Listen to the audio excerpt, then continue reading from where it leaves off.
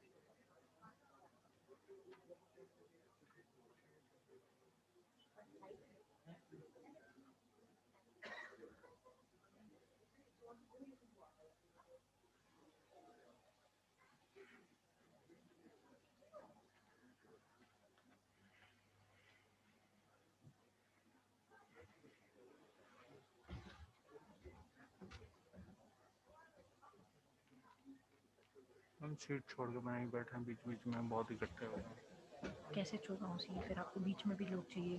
नहीं तो कैसे ये तो छुड़वाऊँ? भर तो भर स्प्रेड गया हो गया ना। अब तो भर गया, अब तो करा सकते हैं। क्या करूँ? कोई बोलो पहले एक अलग एक सीट छोड़े। हाँ इधर तो खाली है।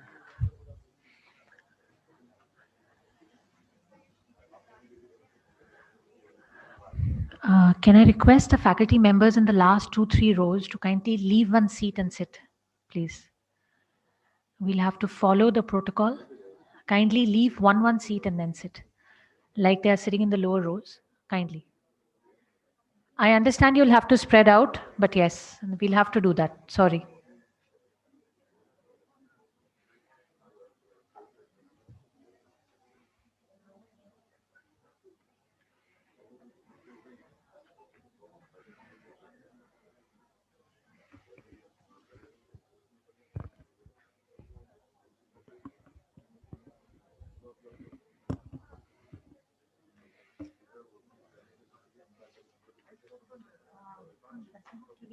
ये आपका कीबोर्ड नीचे कर सकते हैं, मेरे गलती से प्रेस हो गया तो कर सकते हैं। कीबोर्ड को नीचे कर दो please.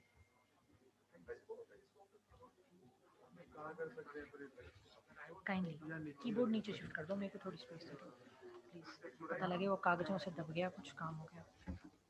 Thank you very much. ये आपका यही है, इसको यहाँ रख लो। ठीक है, thank you very very much.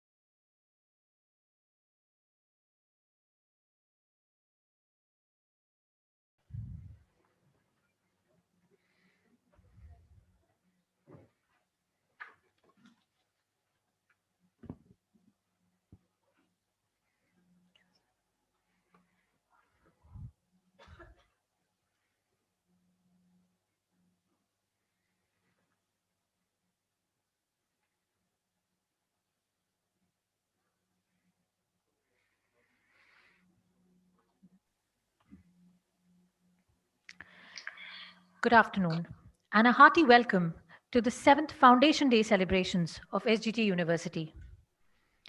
Respected Managing Trustee Shriman Mohan Singh Chawla Sir, CEO Mr. Anil S Kumar, Vice Chancellor Professor Dr. Vinod Kumar, Pro Vice Chancellors, Directors and Deans, faculty members, and our dear students, I welcome you. I also extend a very warm welcome to our distinguished panel of speakers who have generously agreed to join us at odd hours for celebrating the joyous occasion of Guru Gobind Singh Ji's Jayanti and the Foundation Day of SGT University. To make this a blessed occasion, let's light the symbol of brightness and prosperity, knowledge and wisdom. I request the dignitaries to light the auspicious lamp.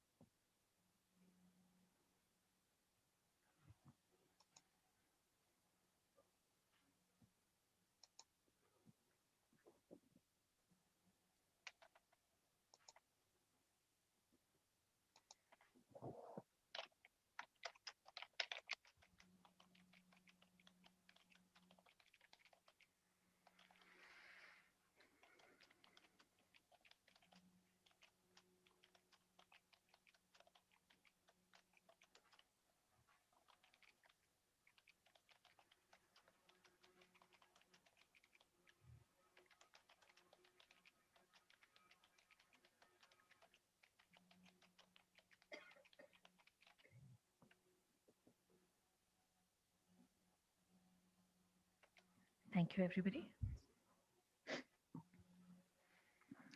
सवा लख से एक लड़ाऊं, चिड़िया ते मैं बाज तुड़ाऊं, तबे Guru Gobind Singh naam kahaun.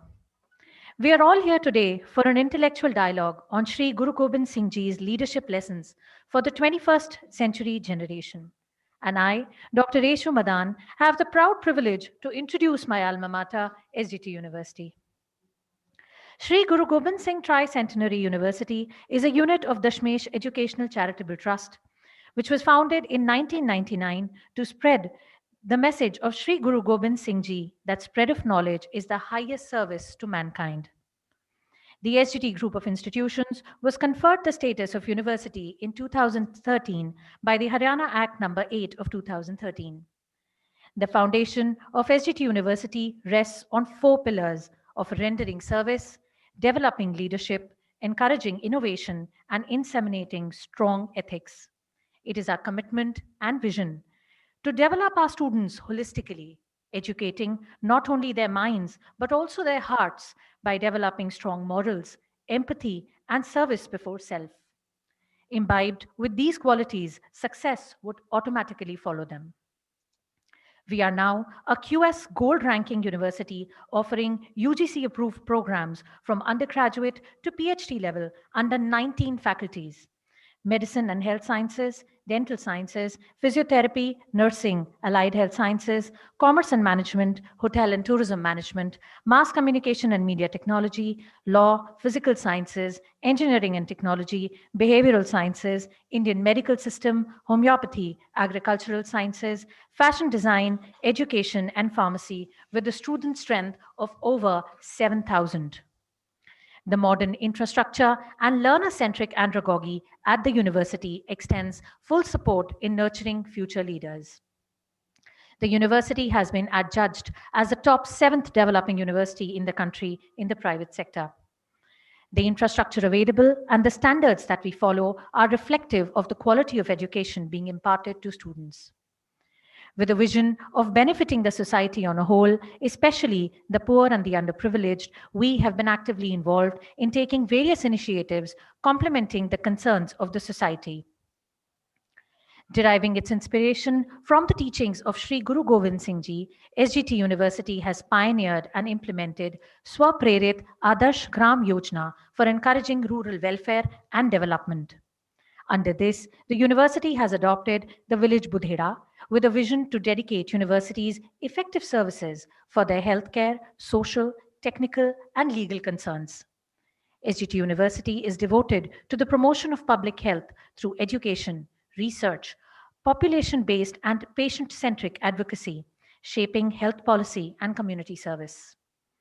We have, been extend, we have even extended our services in holding training programs for ASHA workers, prisoners at Tihar Jail, New Delhi, Jhajjar District Jail, and Bhonsi Jail in Gurgaon, as well as health programs at schools. Pertaining to the current scenario of mental health and COVID related anxiety and depression in our country, we have also dedicatedly held mental health awareness programs. SGT University, under the Dashmesh Educational Charitable Trust, runs a dedicated cleft lip and palate center by the name Nav Muskan. The center is a single point of contact for these families who require a constant follow up and multiple visits to address the different aspects of cleft care at different stages of the child life.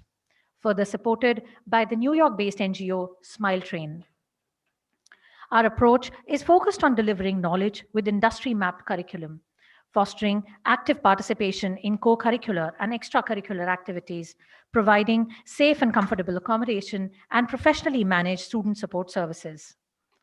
We are determined to develop domain specific skills and soft skills to our emerging innovative leaders and make them future ready. Taking this endeavor forward, SGT University, in collaboration with Lateral and Japaigo, has invested in National Reference Simulation Center. Built over 13,500 square feet area at the university campus, this is a one-of-a-kind center in Asia.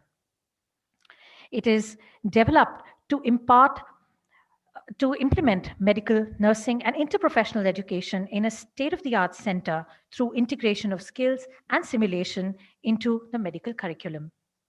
SGT University is also making its presence felt globally by having tie-ups with several universities in various parts of the world for curriculum upgradation, joint research, and student exchange.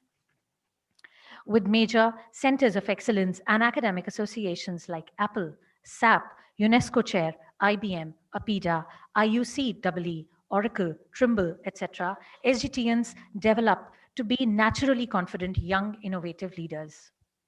The university provides a yearly platform by the name Synergy, showcasing feasible and research-oriented projects of the students. In the last 2 years, this has led to filing of 7 patents and 12 design registrations. Our alumni are now associated with global organizations, academic institutions of repute, defense sector, research institutions, and many are successful entrepreneurs. We are truly a multidisciplinary research-led university in the making, with over 750 publications in reputed journals in the last few years only. We are determined to realign education as per the visionary national education policy rolled out by the Government of India in the year 2020. With that, I would like to call CEO Sir, Mr. Anil S Kumar, to share his thoughts about today and the vision for the university for tomorrow.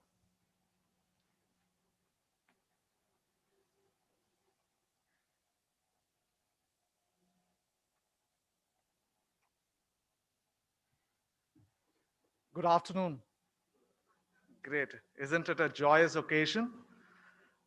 Well, on this day, auspicious day, I would like to wish all of you a very, very happy Guru Purab. Well, as we are celebrating today, as this entire week, we are going to celebrate our Foundation Day and Guru Purab as well, which is coinciding.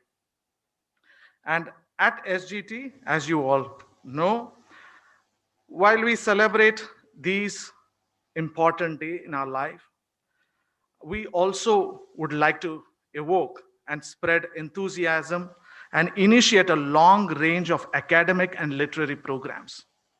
Our university stands on the ethos of what Guru Gobind Singh Ji has taught us, which is spread of learning is the best service to mankind. And we stand on the pillar of leadership, ethics, and innovation. While I say that, This is the cornerstone of the university's whole thought process and principle. Today, amongst us, we have global thought leaders who are from all around the world who are joining us.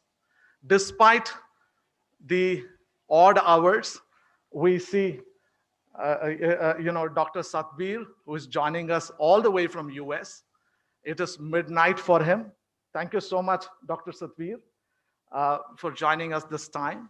Along with that, we also have a whole array of celebrated academicians and accomplished researchers in their areas who also have a great love and research that they do for in the teachings of Sri Guru Gobind Singh Ji as well.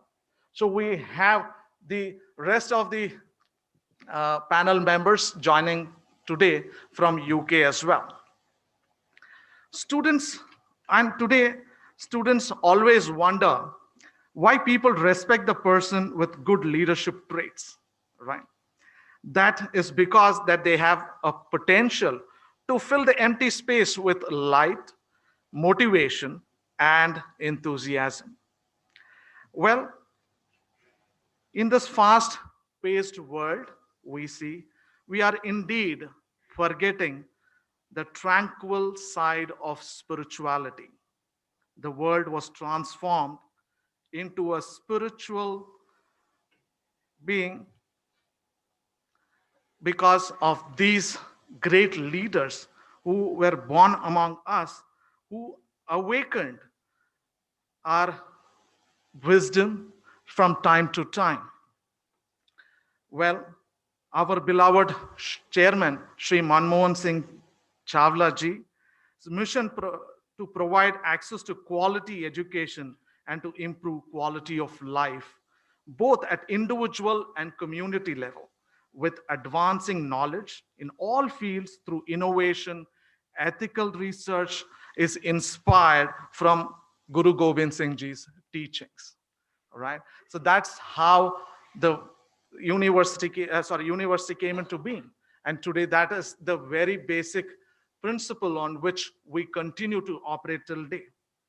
While we are in the process of creating various centers across the university for research and innovation, our aim is always to expand and explore global horizons and gain enriching cross-cultural experience. For the same, we are guiding our students to think from various standpoints.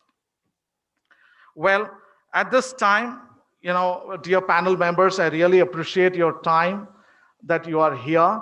While in the auditorium today, we have a few hundred people who are present to hear your words. Parallelly, we are also joined by a few thousands on YouTube and Facebook Live, right? And on this auspicious day, I'm also highly delighted to inform you all that very soon SGT University is going to establish its own Center for Religious Studies. Thank you.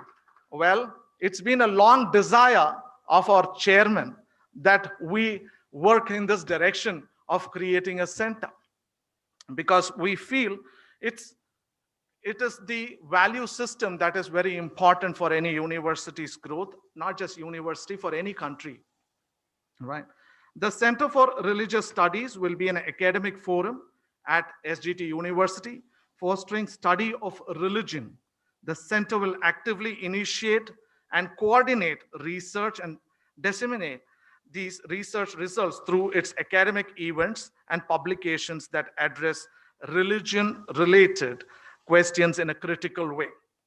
As a hub of work in humanities and social science, this center will work with many SGT departments and academic units. We would like to invite people from across the globe, the panel members, to be a part of this initiative of ours as mentors, as somebody who could guide us in this direction as well. While doing that, I would like to invite all the faculty members as well who have interest, inclination towards this area to also contribute and associate themselves in this area as well. Very soon, we will come back to you all with the details of what we are going to do and when we are going to do. But soon you're going to hear. This would be our start, and going forward, we would also get into a lot of advanced research in various emerging technologies as well, that what we would like to get into. And that is the way that we would like to take this university forward. Well, once again, thank you so much for joining us today. Dear panel members, we are so eager to hear what you say. And I'm personally very, very eager to hear this spellbinding conversation that what we are going to hear from you. Thank you so much, and best wishes. Dr. Reshu, over to you. Thank you, sir. Before we start, it's my proud privilege to introduce the 4 legends who've joined us today. They all have an illustrious career spanning decades. Dr. Bir Singh Khalsa is the Director of Yoga Research for the Yoga Alliance and Kundalini Research Institute and an Assistant Professor of Medicine at Harvard Medical School. He has conducted scientific yoga research since 2001 for insomnia, stress, anxiety disorders in workplace and school settings, and is a practitioner of Kundalini Yoga since 1973. He coordinates the annual Symposium on Yoga Research, is editor-in-chief of the International Journal of Yoga Therapy, medical editor of the Harvard Report Introduction to Yoga, and the chief editor of the medical textbook, The Principles and Practice of Yoga in Healthcare. I welcome you, sir. Manjit Kaur Kang is an award-winning banker and diversity ambassador at NatWest. Manjeet has played a significant role in building NatWest's profile, particularly focusing on women in business and strengthening links with the Asian business community. She also co-chairs the bank's Sikh network and ran a project for Guru Nanak Dev Ji's 550th birth anniversary, inviting 550 leaders across communities and backgrounds to send their best wishes for the occasion. Manjeet's tireless work as a champion of diversity and inclusion has been recently recognized with an honorary fellowship from the University of Wolverhampton. She is also a board member of the Center of Sikh and Punjabi Studies. We welcome you, ma'am. Dr. Jasjit Singh is an associate professor in the School of Philosophy, Religion, and the History of Science at the University of Leeds.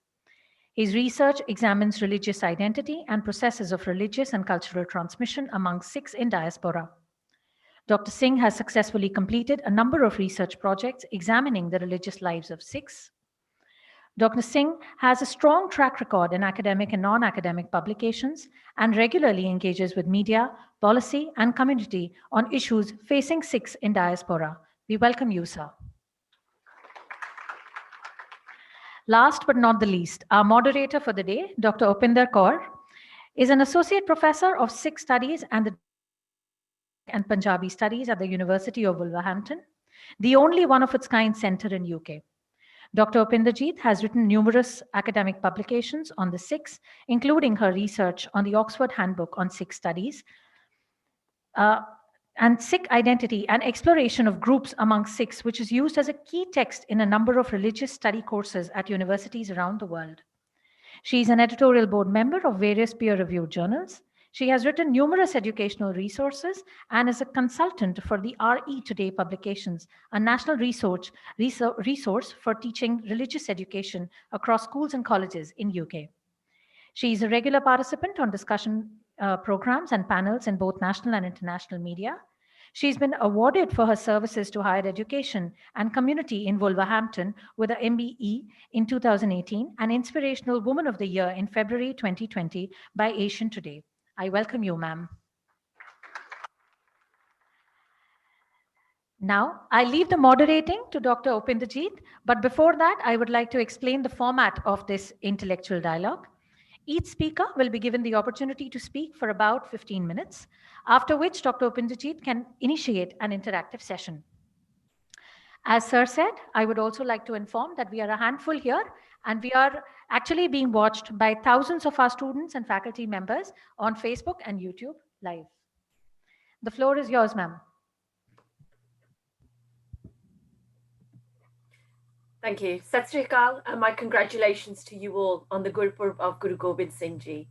Congratulations also to Shri Guru Gobind Singh Tricentenary University on organising today's intellectual dialogue on Guru Gobind Singh Ji's leadership lessons for the 21st century generation. Guru Gobind Singh Ji's legacy is one that inspires millions of Sikhs and non-Sikhs across the world. He showed us leadership in warfare and the Panth through his own life, which is a reminder of the relevance of his leadership skills in the 21st century. Guru Gobind Singh was a methodical leader who exemplified strategic thinking, analysis, and measured approaches. Guru Gobind Singh Ji was a visionary whose leadership styles have relevance to modern management, defense, industry, and political systems. These are enduring principles of leadership in modern times. For example, management theory defines leadership in 5 different styles. As a guru with a strong following, Guru Gobind Singh Ji demonstrated democratic autocracy in that he made strong command and control approaches. Guru Gobind Singh Ji was a visionary, and this is indicative of this style of follow me leadership. His authoritative style meant that he was a confident leader who mapped the way for the Panth and set expectations while engaging and energizing followers along the way. He took the time to explain thinking whilst also being able to issue orders. Guru Gobind Singh Ji was a very driven leader who set the pace racing. He set the bar high and pushed the Sad Sangat with the spirit of the Panth to fight hard and give the ultimate sacrifice. He was a charismatic, democratic leader, promoting team spirit and cooperation from his Sikhs. His leadership style enabled him to coach his Sikhs as a reservoir of talent to be developed. In practicing this style, Guru Gobind Singh Ji paid attention to and supported the emotional needs of his Sikhs and strove to encourage harmony with the Sikhs, the Mughal autocrats, and others to form collaborative associations. Democratic societies demand democratic leadership that speaks to the masses. Guru Gobind Singh Ji was entirely democratic in his approach to leadership. The democratization of faith with the patronage of the Khalsa was at the core of Guru Gobind Singh Ji's message, as expounded by Guru Nanak Dev Ji in entreating Sarbat da Bhala, the welfare of the whole of humanity. The creation of the Khalsa in 1699 is an excellent example of his democratic leadership, where each of the Panj Pyare came from different regions of India and spoke different languages and were of different castes. Guru Gobind Singh Ji was himself initiated by them, demonstrating equanimity amongst leaders and learners. Thus, this is the Guru-Shishya relationship exemplified at a practical level. Hence, Guru Gobind Singh Ji's message was and continues to be truly universal and encompasses people from all walks of life. This also illustrates his leadership skills through his humanitarian efforts. The physical and emotional violence he had to endure inevitably shaped his all-encompassing nature. This is indeed a principle that leadership across the world echoes through its equality and diversity policies. Guru Gobind Singh Ji is also referred to as Sarbanstani, as one who sacrificed his own family in order that we have the freedom to exercise our own free will, and how important this is in actually living to the key principles of Sikhi through the proclamation of Manas ki Jaat Sab Ek Pehchaniye, i.e. to recognize the human race as one, therefore removing discrimination towards others and allowing each individual to realize their potential. This is indeed a key leadership for us all to live by in the 21st century. We will now hear from our 3 panelists in their sharing of insights into Guru Gobind Singh Ji's leadership lessons. We welcome questions for you after each speaker has spoken. So I'm delighted to welcome our first panelist, Manjit Kaur Kang, who is the Banker and Diversity Ambassador at NatWest Bank in the UK. So thank you, Manjeet, and over to you. Thank you, Opinder Kaur, and a very good morning from the UK and a good afternoon in India. As Sikhs, when we commence any good deed, we remind ourselves that all existence and all success belongs only to the Almighty, and therefore allow me to begin with the Sikh greeting, Vaheguru Ji Ka Khalsa, Vaheguru Ji Ki Fateh. So when we look at the leadership of many organisations, especially in the West, across the public, private and charitable sectors, they may not always be inclusive or representative of the people they employ and the communities they serve. Now, this may be because of a number of reasons, but sometimes because when people look different, dress different, or sound different, we may have preconceived ideas as to what they can and can't do. And these conscious and unconscious biases sometimes become a blocker from selecting the right person for the job.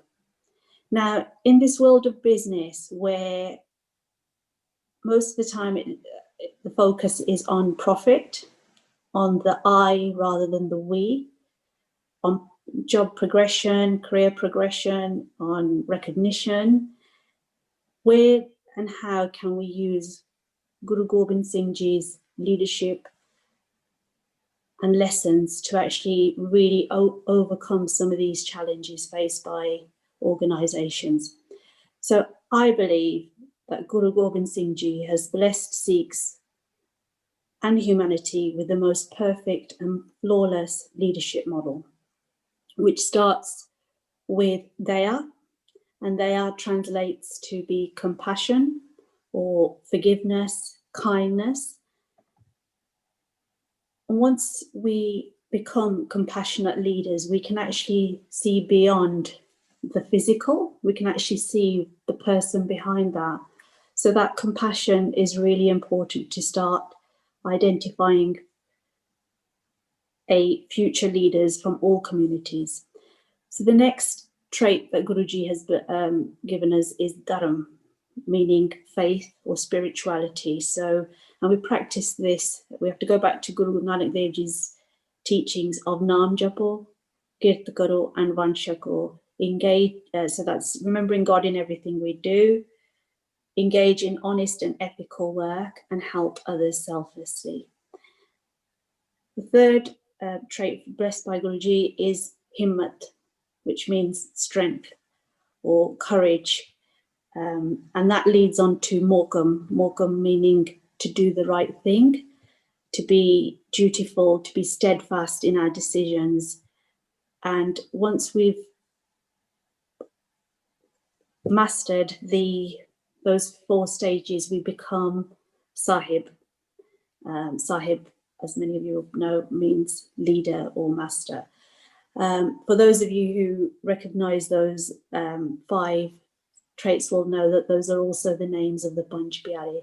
So that leadership model, I believe, is the most flawless model for a new generation and an old generation to actually follow in these modern times, especially where we have to conform a lot of the time to a very kind of a corporate lifestyle, corporate way of working. So to actually remain true to those values.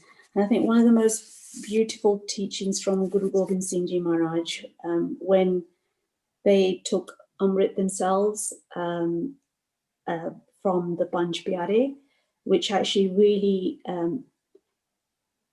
it epitomizes that servant leadership where we serve first and lead second.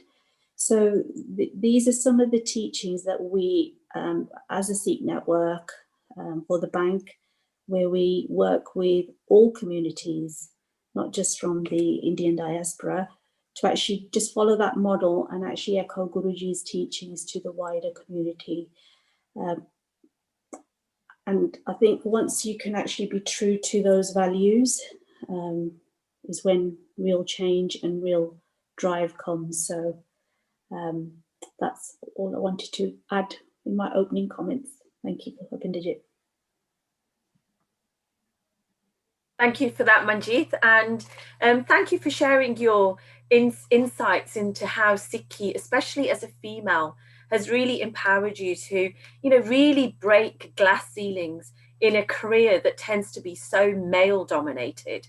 And so, congratulations again for reaching those heights that you have, Manjeet, and, with Sikhi being, as you said, that guiding principles behind you. So I've got a question for you, Manjeet, to start off with. Could you explain in a little bit more detail as to what is the inspiration behind the setting up of the RBS Sikh network, please? So the RBS NatWest Sikh network, the inspiration behind it was to actually support the bank to become the most inclusive bank for our customers and colleagues, one that really champions potential and helps our communities, our colleagues and our customers thrive. And we do this by following the principles of the Sikh faith of Girt Karo, Naam Japo and Vanshako, engage in honest and ethical work, help others selflessly, and remember God in everything we do. I think as a Sikh community, we've done so well in entrepreneurship, in our professional lives, in our humanitarian work. I think we've got so much to offer the wider community when it comes to leadership. Our gurus were flawless in their leadership style. So from Guru Nanak Dev Ji's Ik, meaning one, to Guru Gobind Singh Ji's teachings of the Panj Pyare and many other things, there's a leadership lesson for us at each step of the way. When we read Gurbani, when we read our scriptures, we can always take a leadership lesson as to how to become better, inclusive, purposeful leaders. So that's the inspiration behind the Sikh network that we've set up. And the network is open to Sikhs and non-Sikhs. We have over 1,000 members from all communities taking part in that. That's great. Thank you so much, Manjeet. Thanks. Thank you. If we have any questions coming in, we'll take them now, but I can't see them. So if we have any towards the end, after all three speakers have given their presentations, we'll take questions then as well. So thank you, Manjeet. So our next speaker then is Dr. Bir Singh Khalsa, who is an assistant professor at Harvard Medical School. Thank you, Dr. Satbir, for being here today. And over to you for your presentation, which I believe you have some PowerPoint slides. Yes, thank you very much. And I appreciate very much the invitation from SGT University to participate in this panel. I'm going to share some slides with you on my presentation. My screen sharing is still disabled, unfortunately. But at the outset, I'd like to say, before I begin, that I'm not an expert in Sikh history nor on Guru Gobind Singh, but I have put together something that I think may be of relevance of interest. My expertise is actually in the field of research on yoga. I still need to have my share screen enabled. Can we pass it over to the administrators, please, to be able to share that screen? So let me begin without some slides. Yoga is obviously most perceived in the general population as a form of exercise with the postures and the asanas that are practiced. But traditional yoga really is a contemplative practice. It includes not just the postures and the exercises, but also other aspects which are much more contemplative in nature.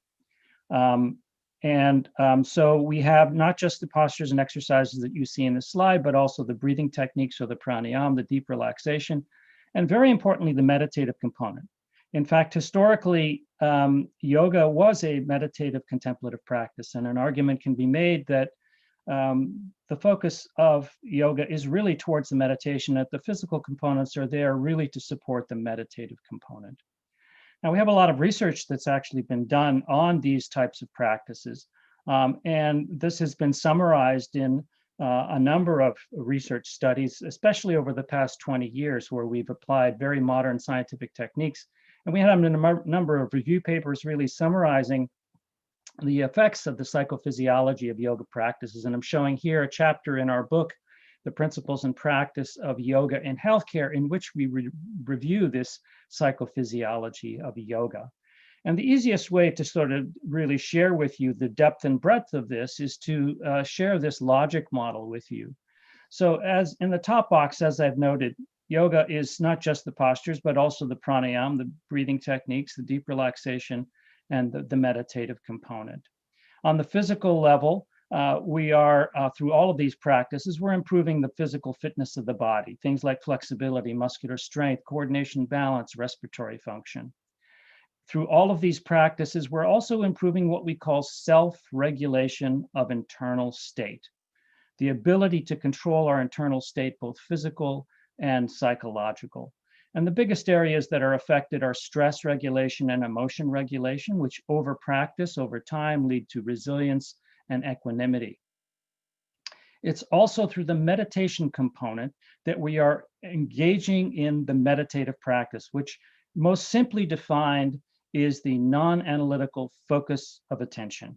And over time, engaging the attention networks in the brain, we improve our mind-body awareness, which is also now widely known as mindfulness, that improves our cognitive function, our concentration, and ultimately leads to this very important characteristic we call metacognition.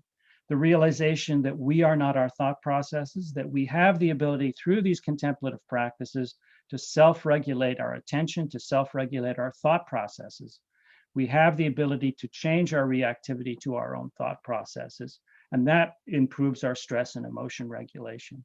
And this is a very powerful state because it really imbues the practitioner with resistance to mood disturbance, to thought disturbance, and ultimately even to psychological conditions. And then finally, over time, we do have emerging evidence that shows that meditative contemplative practices over time lead to changes in transcendence, this unitive state, which has also been called the flow state. Many people experience this deeper transformation, a change in life, meaning, and purpose, and what I'm calling spirituality. One thing you can see from this logic model is the change over a broad spectrum of human functioning, which leads to changes in global human functionality, from the gross level of physical and mental health and performance to these skill sets and characteristics of emotion regulation, awareness, and metacognition. And then ultimately to these deeper spiritual, positive psychological states of life, purpose, and meaning, and what I'm calling pure spirituality. And I think many contemplative traditions, this model would fit. And in fact, this model, I think, actually also fits within the Sikh practices. The major Sikh practice, of course, is Nam Japa, which is technically a form of meditation. And very similar to what we practice in yoga as mantra yoga, if you will. This whole idea of, the Sikh practice as being a sort of a form of yoga practice has been described. This is one book that has mentioned this topic, the yoga of the Sikhs. And the quote from here is that with one pointed mind, meditate on the one Lord, and the doubts of your mind will be dispelled. And in fact, when we look at the practices within Sikh Dharma, we're talking about Nam Japa, we're talking about Gurbani Kirtan. This is a form of meditation, essentially. And in fact, this is a study that was published some years ago showing that this kind of practice, whether it's the repetition of a mantra or a spiritual phrase from Western religions, what you're doing when you do these practices, of course, is that you're modifying your breath regulation, because that's what's involved in hymn singing or in chanting or in Gurbani Kirtan. And they concluded in this study that there were definitely benefits on autonomic function variables like heart rate variability, They concluded that the benefits of respiratory exercises to slow respiration in the practice of yoga have long been reported, and mantras have evolved as a simple device to slow respiration, improve concentration, and induce calm. Now, I wanted to tie this together somehow to the Sikh practices. And of course, one of the fundamental components and the central entity within Sikh practices is the Sri Guru Granth Sahib. And this, of course, was enshrined by Guru Gobind Singh. And so I thought I would go to the Sri Guru Granth Sahib and to share with you the writings within the Sri Guru Granth Sahib that do refer to yoga.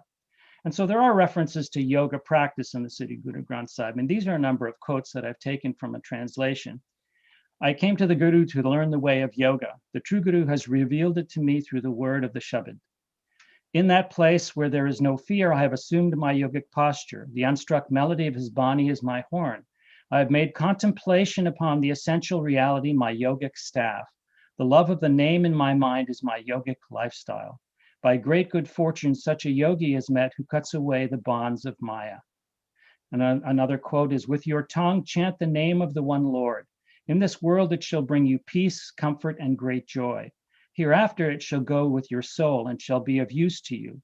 The disease of your ego shall be eradicated.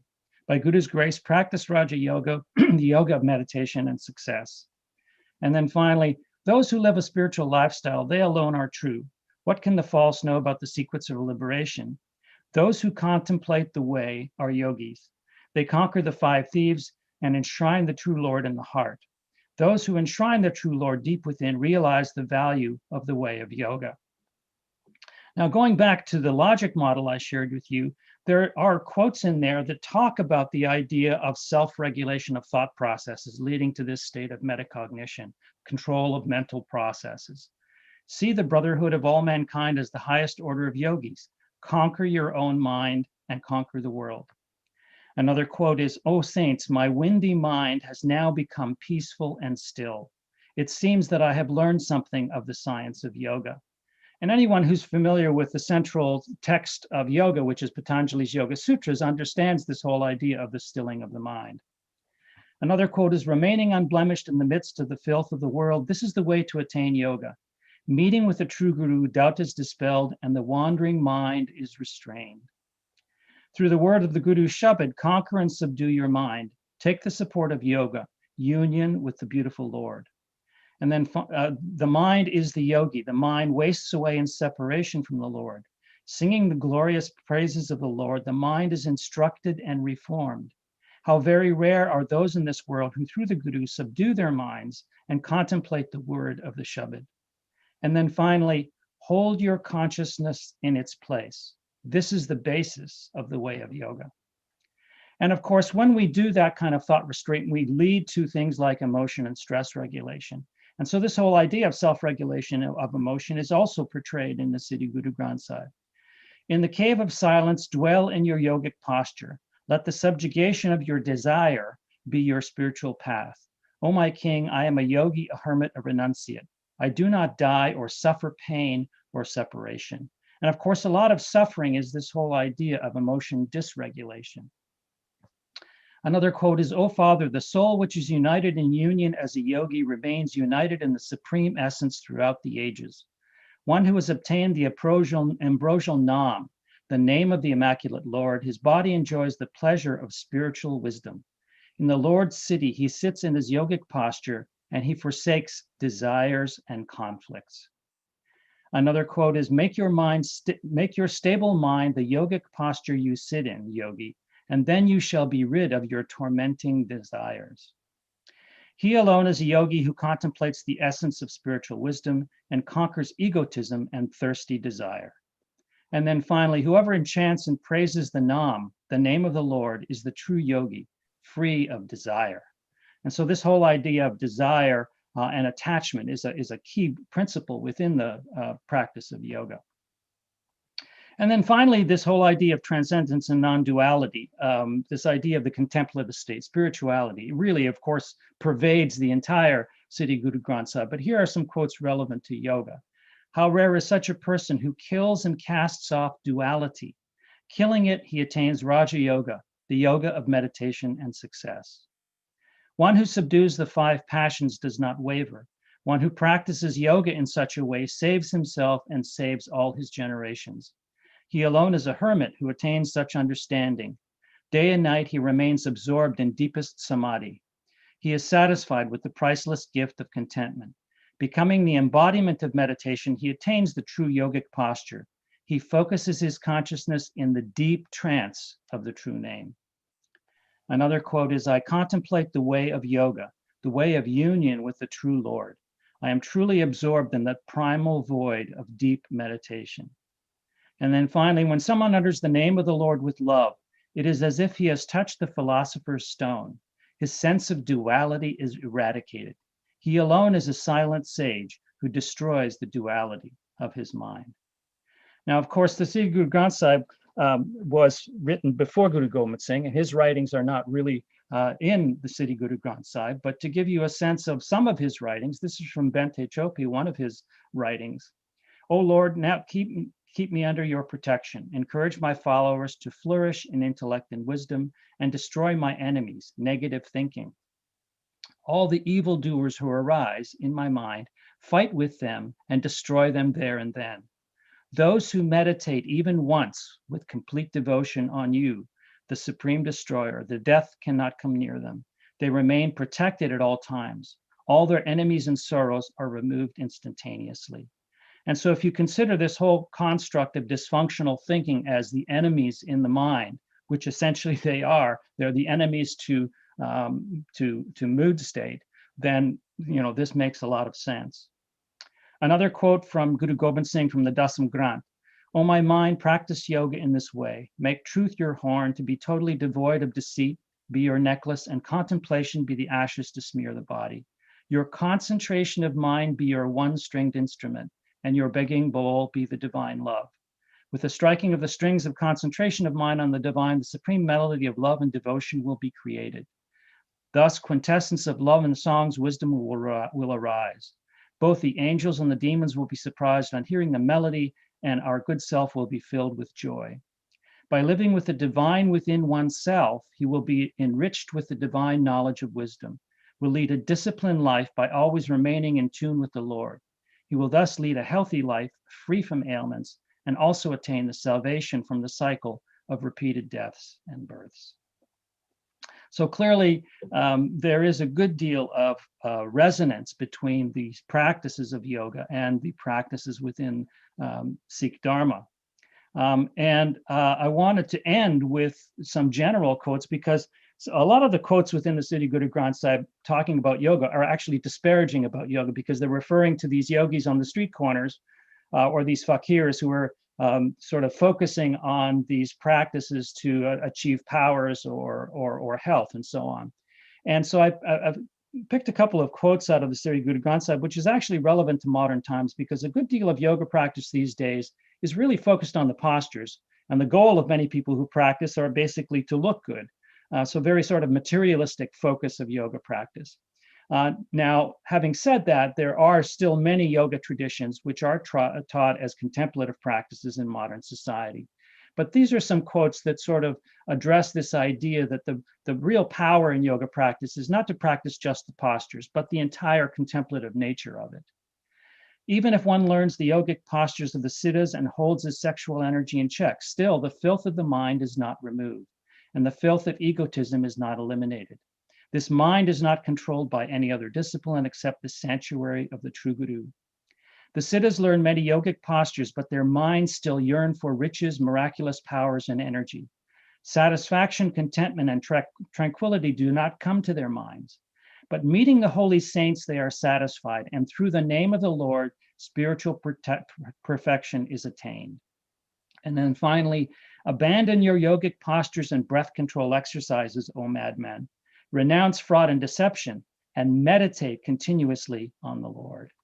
So the lesson here would be for modern society is that yoga practice should be done as a contemplative practice if you wish to truly gain all of the benefits that yoga has to offer. And I finish with this image. This is actually inlaid semi-precious stones within the Harimandir Sahib, the Golden Temple in Amritsar. I thank you for your attention. That's great. Thank you so much, Dr. Sabri. And it's been really interesting to hear how the whole kind of emphasis on yogic techniques is actually really embedded in the Guru Granth Sahib.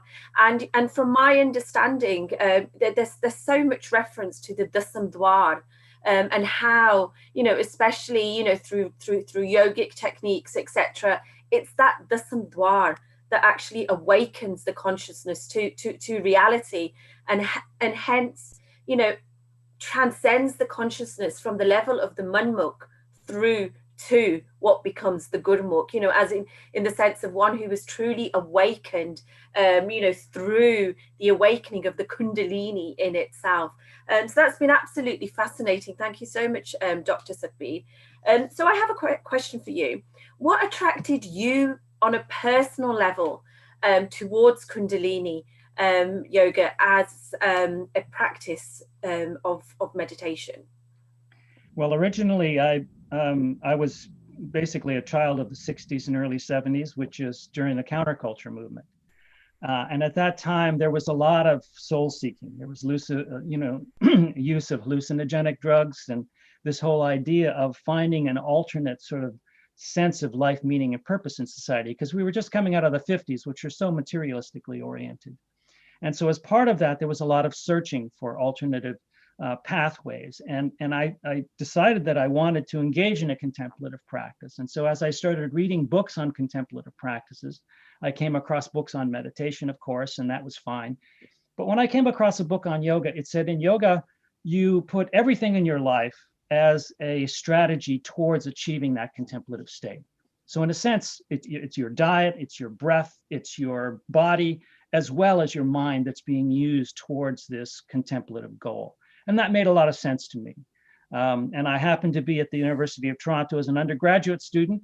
And there was actually a course offered in yoga, believe it or not, in 1971.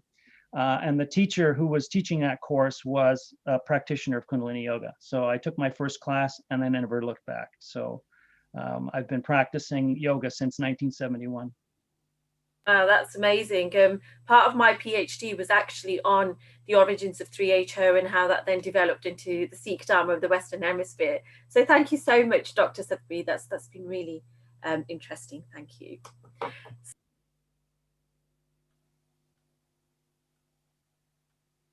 I think you have muted yourself. Right, here we go, sorry.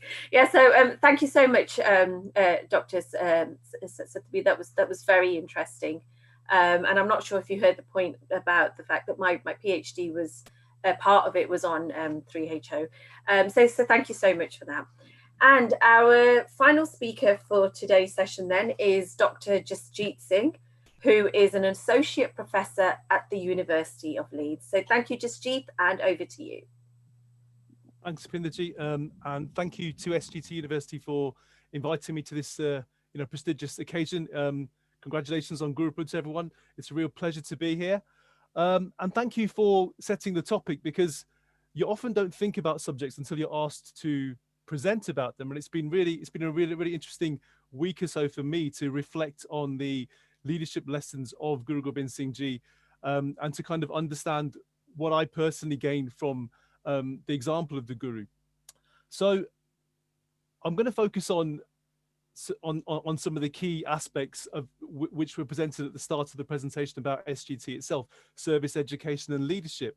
And I think it's important to understand the importance of education amongst the Sikh tradition. It's often maybe not as emphasized as it maybe should be. We focus on the service a lot, which is a great thing. The fact that Sikhs serve, langar and the like is very, very important.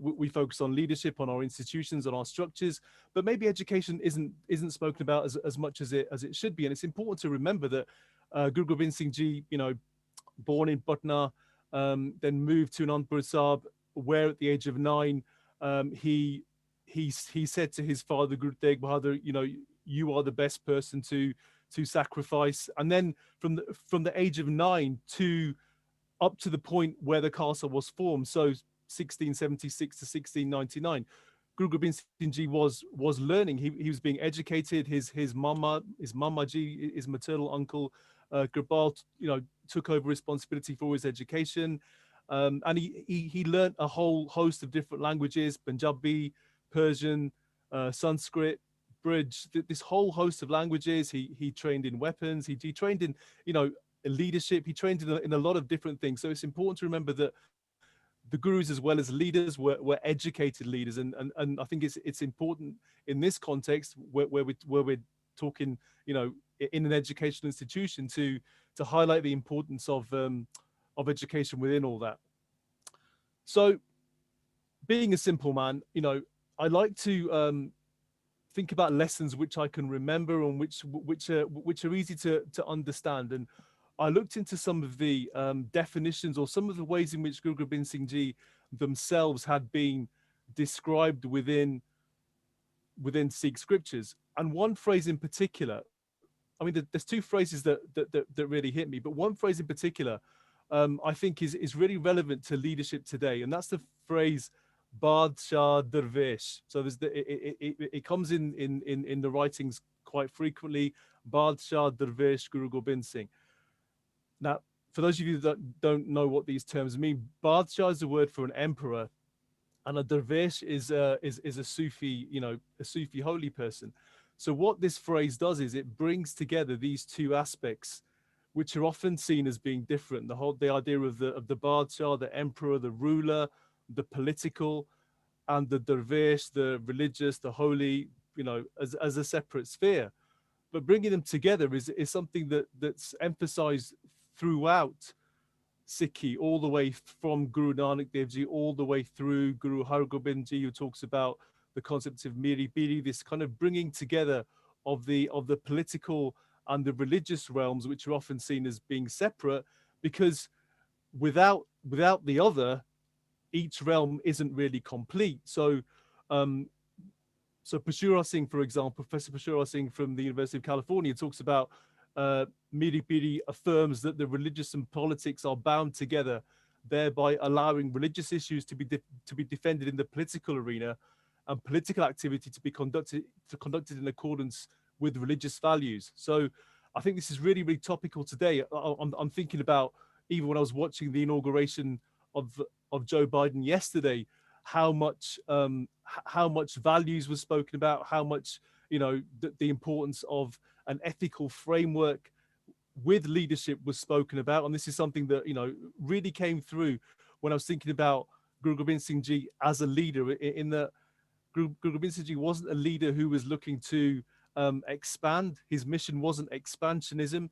His mission was bringing the qualities of the Panj Pyare, which have already been mentioned, the qualities of Daya, compassion, Dharam, righteousness, Himmat, Mokum, and Saib, bringing all these qualities together in his leadership, not so he could bring power to himself, so that he could empower the people he was leading. So I think in terms of what defines a good leader, it isn't somebody who is focusing on themselves, but it's focusing on the societies which they're in charge of.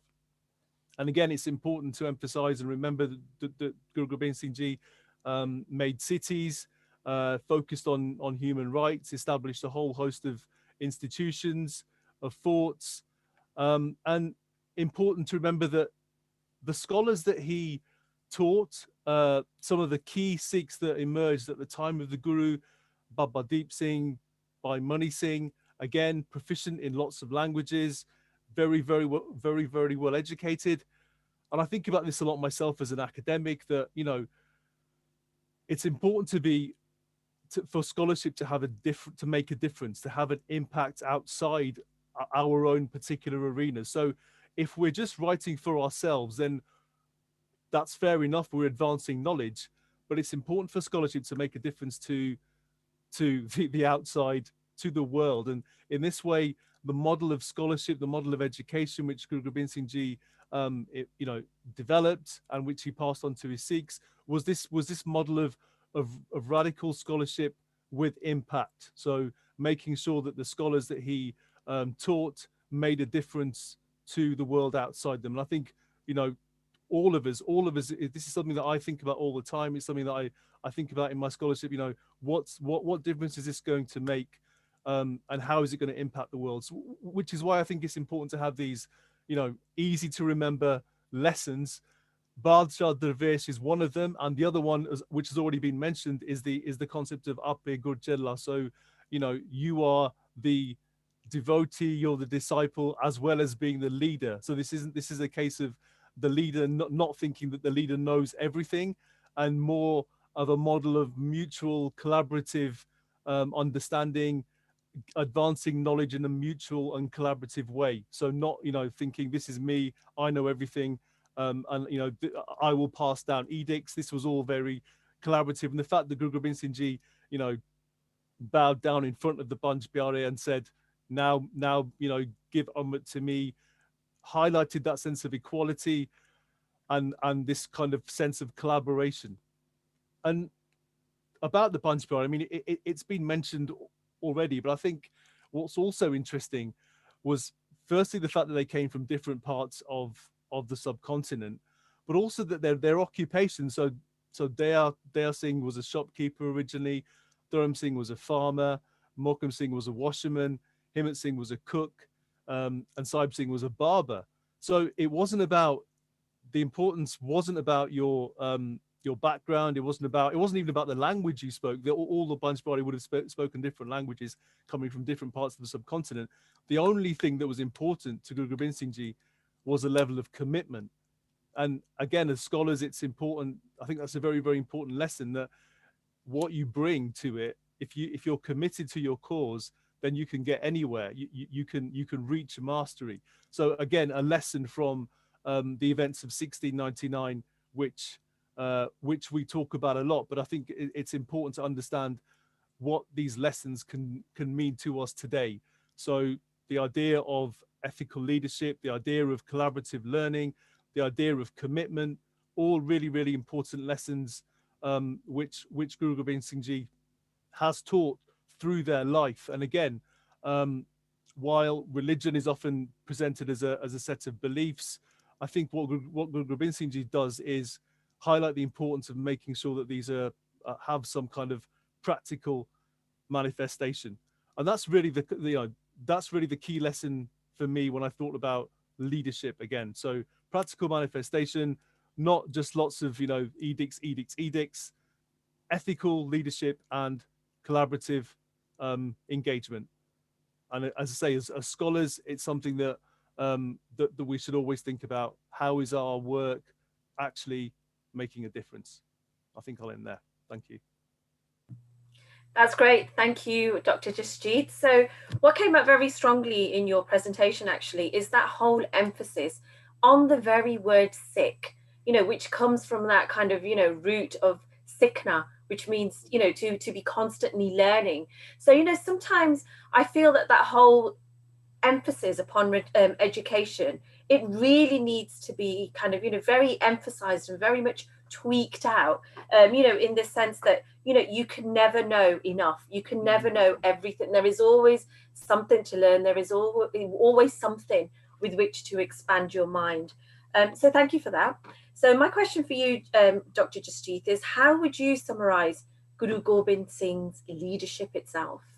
So I think from those two phrases, and as I say, thank you for the opportunity for this. It was really useful for me, and in a way, this has been my celebration of Guru Purab, to remember the phrase Badshah Darvish and think, okay, if I'm, and this doesn't just relate to leadership at a national level. This relates to me when I'm engaging with my colleagues at the university, for instance, when you're leading teams. It's about moral leadership. It's about making sure that you're leading with a set of values, and that you kind of keep everyone's interests and make sure that you kind of bring everyone with you as well. So Badshah Darvish and Ape Gurjella, this collaborative idea of leadership, again, those two phrases are the phrases that I'm going to take out of this event. That's great. Thank you, Dr. Jasjit. Okay, I've now got a couple of questions which we'll hear from each panel member in turn. Hi. If I might interrupt a little bit, I have a question. You know, I think I'm out of focus here. Hang on. Here. All right, great. Well, I'm so glad, really appreciate the kind of thought process and the kind of ideas being discussed here on this day. I'm so glad that we also spoke about ethical leadership as well. While most of the time, most of our management practices, we always look towards the West to get something from there in terms of our practices.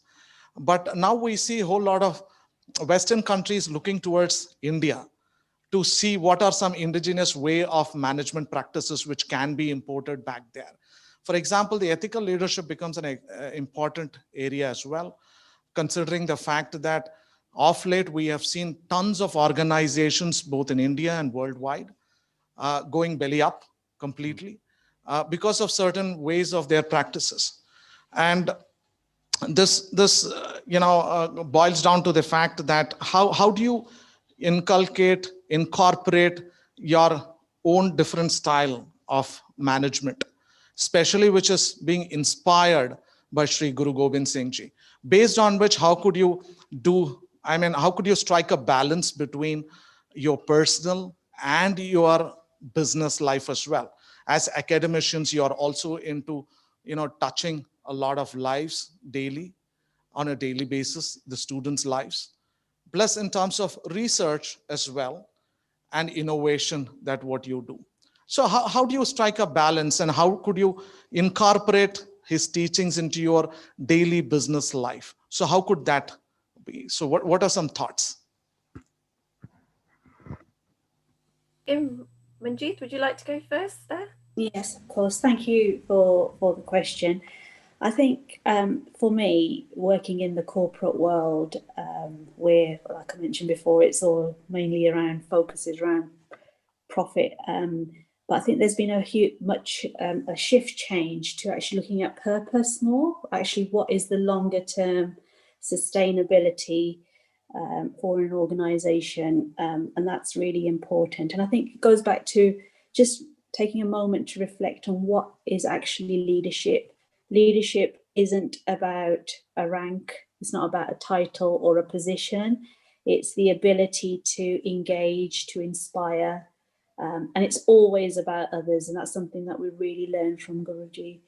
I think the other thing is this concept that Guruji's style was of a saint soldier. So that servant leader, which is quite a difficult concept sometimes to get your head around, especially in a kind of a corporate world, but that leading with a servant heart, with humility and selflessness, and serving and developing others at the same time, it's really important. So I think for me, Guruji's teachings or the Sikh teachings are my foundation. I start from that place to actually deal or find problem solve, and I always turn to Gurbani because I always find the answers are somewhere within the scriptures, and my faith has actually taught me that diversity needs to be accepted, respected, and at times protected as well. So with those points in mind, I think it's really important that we remember that there's that divine spark within each of us. Guruji lives in each of us, and actually recognizing that. So sometimes those differences that we have, Guruji speak within someone who we might not agree with as well, and just focusing on those points. So I think those help me to strike a balance between my personal and professional life. So Jasjit wants to come in. I'll go. Yeah. I think it's important to think about what we reward as organizations. And it's a really good question. Thanks for that. I'm just reflecting on it and thinking about how things have changed in academia in the UK. So in 2014, the Research Excellence Framework, which is linked to how universities are rewarded, started to emphasize the importance of impact a lot more. And it started to emphasize that academics needed to show how their work was as I said in my presentation, was actually making a difference. And whereas a lot of us were already doing that, you know, like myself, I think it made people think, okay, maybe I need to articulate what I'm doing outside the university better, and think about how and place more importance on this. So while some of this is from an individual up, I think a lot of it is what do we actually you know, reward as institutions, and how can we encourage ethics in our workers? So for instance, our VC yesterday produced a blog in which she wrote that she was really going to emphasize the importance of community collaboration and impact at the University of Leeds going forward, which I think is great. So ethical leadership then makes an impact on, you know, everyone working for that particular organization. That's great. Thank you, Dr. Jasjit. Dr. Sabri, would you like to share your ideas on that? Sure. I think you know, I've been involved in some research in the corporate world with respect to employee health. So one of the big issues in the modern workplace is really chronic stress and burnout. And we've done some studies with contemplative practices, particularly yoga in my case, but whether you're using yoga or another contemplative practice like Nam Japa, Gurbani Kirtan, these are all contemplative practices. And the one thing that they do is they reduce stress. We've actually published a couple of studies now in Harvard Medical School physicians and Harvard Medical School residents showing that just 6 weeks of yoga practice can reduce indices of both stress and burnout. But the other side of this is that these practices are contemplative, they're transcendental. They lead you to these deeper unitive states. And these deeper unitive states, I think, start to reach what we might call creativity. And the idea of creativity, so-called thinking out of the box, is viewed as something that's extremely valuable in the corporate world. It's not that valuable to have a worker who's just going through the linear process of making widgets consistently, but the creative individual who comes up with a new way to make the widgets or a new way to conceptualize widgets, that's what's really prized and really creates a real advancement in the corporate world. And I think these types of contemplative practices therefore serve a dual role. First of all, taking away the burden of stress and burnout, which prevents that contemplative state, and then enhancing that contemplative state, which can lead to these creative processes in the workplace. That's great. Thank you so much. So do we have another question from the audience? Okay. I think, ma'am, that's it on the questions points, I think.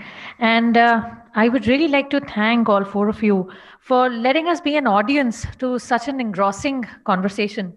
But to propose the formal vote of thanks, I would like to invite our CEO, sir, Mr. Anil S Kumar, please. Well, panelists, thank you so much for sharing such wonderful thoughts of yours. Really appreciate that. And really appreciate all those who are seated here and who are also logged in from different platforms like Google and Facebook.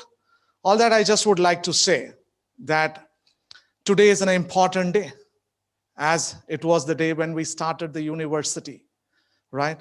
The cornerstone of this whole university is from Guruji's teachings, right? So that is the cornerstone.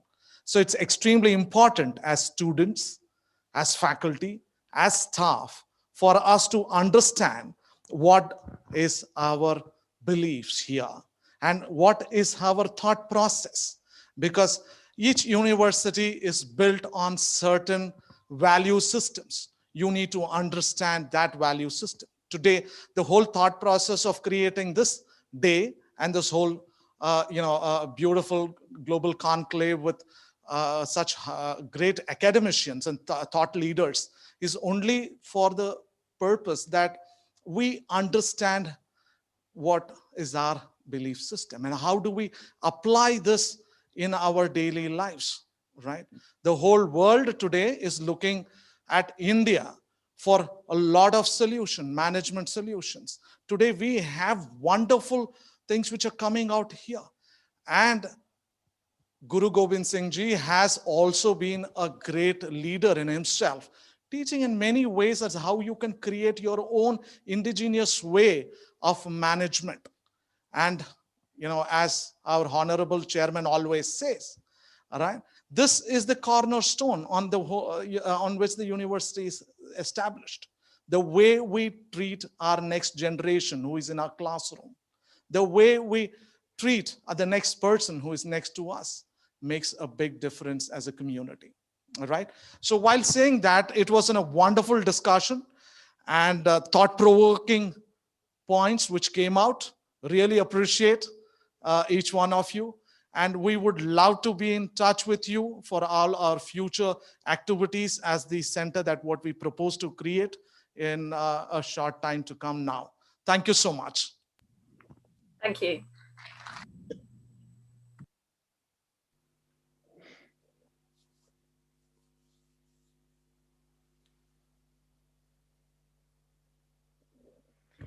Thank you, everybody, for being here today. And a very happy Foundation Day to all SGTians. And happy Guru Purab. Vaheguru Ji da Khalsa, Vaheguru Ji di Fateh.